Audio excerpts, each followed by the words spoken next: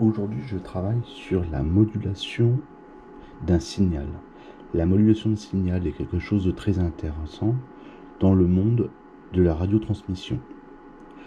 Si par exemple je veux transmettre un signal basse fréquence, comme par exemple la voix, j'aurai besoin d'utiliser la modulation pour pouvoir transmettre. J'ai ici un signal de 20 kHz qui correspond par exemple à une fréquence aiguë du spectre auditif. Si jamais j'applique ce signal sur une antenne, malheureusement, l'antenne ne pourra pas transmettre, ou du moins avec une atténuation tellement forte que je ne pourrai pas le recevoir correctement, je ne pourrai rien faire avec. C'est pour cela qu'il faut utiliser la modulation. Qu'est-ce que la modulation? C'est d'appliquer sur une porteuse de haute fréquence une modification apportée sur le signal à transmettre. Si par exemple j'utilise ici une porteuse de 27 MHz, je peux utiliser une modulation pour pouvoir transmettre mon signal. Dans le cas particulier, je vais utiliser une modulation d'amplitude sur le générateur de laboratoire.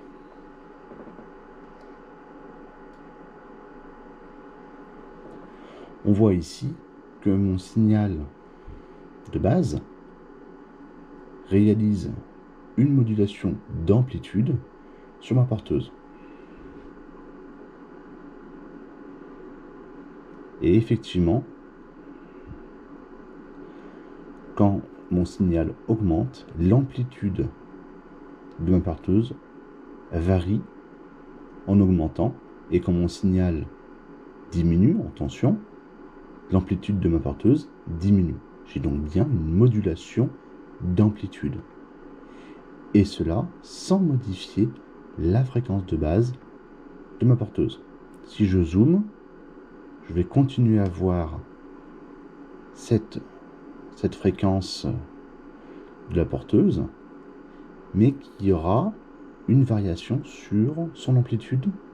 Ma difficulté maintenant va être d'identifier dans ce signal modulé mon signal de base. Pour cela, je vais utiliser la fonction analyseur de fréquence, c'est-à-dire la transformée de Fourier rapide de l'oscilloscope, pour identifier l'ensemble des composants du signal définitif.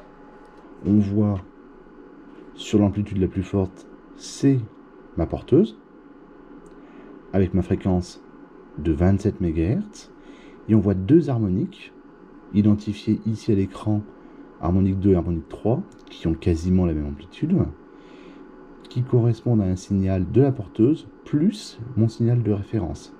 En d'autres termes, ma porteuse est à 27 MHz.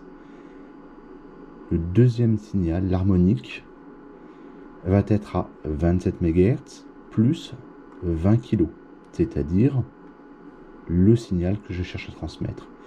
Et ma deuxième harmonique sur la bande latérale inférieure, 27 MHz moins 20 kg. Et évidemment, je n'ai pas besoin, pour faire la réception du signal, de ces deux éléments parce qu'ils sont purement symétriques. J'ai donc la possibilité, si je veux faire une analyse et récupérer l'information, de travailler sur la bande latérale unique supérieure pour identifier mon signal. Je vais maintenant modifier mon signal à transmettre et je vais voir que sur la transformée de Fourier, on va identifier l'information. Je vais enlever les informations non pertinentes pour simplifier l'affichage de l'oscilloscope, pour me concentrer plus spécifiquement sur la transformée de Fourier. Et qu'est-ce que je vois? Je vois très clairement ma porteuse au centre et mon signal que je veux transmettre, décalé de la fréquence du signal par rapport à la porteuse et avec une amplitude qui correspond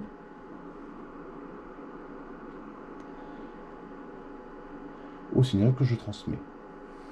Si là par exemple je modifie l'amplitude du signal que je veux transmettre, qu'est-ce que je vois? Je vois que mon harmonique a une amplitude qui varie de façon linéaire avec l'amplitude de mon signal. J'ai donc bien l'information de l'amplitude du signal qui est transmis sur la transformée de Fourier, ou c'est-à-dire dans ma porteuse. J'aurai donc bien la capacité sur mon circuit de réception d'analyser l'amplitude du signal que je veux transmettre. Si jamais je passe un signal de 20 kHz à 10 kHz,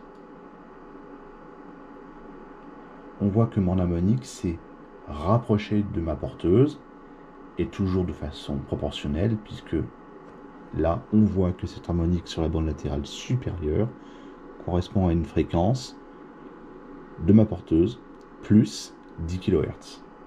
J'ai donc bien la capacité d'analyser complètement amplitude et fréquence de mon signal.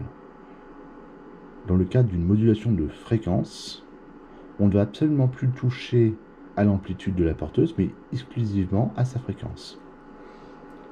Dans le cas présent, je vais donc modifier ma modulation et passer avec une modulation de type fréquence. Je vois ici que mon signal modulé n'a donc plus de modification au niveau de son amplitude. C'est toujours la même, ce qui va me permettre de facilement identifier mon signal. Donc ça, c'est la qualité d'une modulation de fréquence. Au niveau de mon spectre, qu'est-ce qui se passe? Il va se passer exactement la même chose. On voit ici que j'ai toujours ma porteuse et mes deux premiers harmoniques qui sont là, qui ont toujours les mêmes particularités, c'est-à-dire d'être espacés de la fréquence du signal que je transmets. Dans le cas présent, ma modulation se fait sur un signal à transmettre de 10 kHz et on voit ici que mon harmonique est décalé de 10 kHz par rapport à ma fréquence de ma porteuse. Si jamais je modifie mon signal que je veux transmettre, par exemple je passe de 10 kHz à 20 kHz,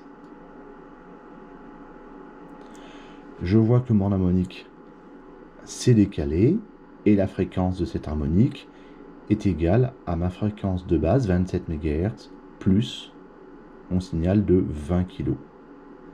Donc j'ai bien la même information qui est transmise au niveau analyse du spectre. Et pour l'amplitude, c'est exactement la même chose que pour la modulation d'amplitude. Si je change l'amplitude de mon signal que je veux transmettre, on voit que mon harmonique a baissé en amplitude. Par contre, mon signal modulé n'a pas été altéré sur son amplitude, ce qui est normal. Ceci est une qualité, car dans le cadre d'une transmission à longue distance, je n'aurai donc plus de difficulté à identifier mon signal, donc mon contrôle de gain sera beaucoup plus facile à réaliser. C'est à cause de cet élément qu'aujourd'hui nous utilisons principalement de la modulation de fréquence et plus beaucoup les modulations d'amplitude.